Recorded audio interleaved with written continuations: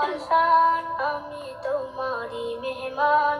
নূরে রমজান, নূরে রমজান, নূরে রমজান, নূরে রমজান, নূরে রমজান, নূরে রমজান, নূরে রমজান, নূরে রমজান, নূরে রমজান। ইলম আদব শিখবো এ মাস, করবো ইবাদতেরও চাষ।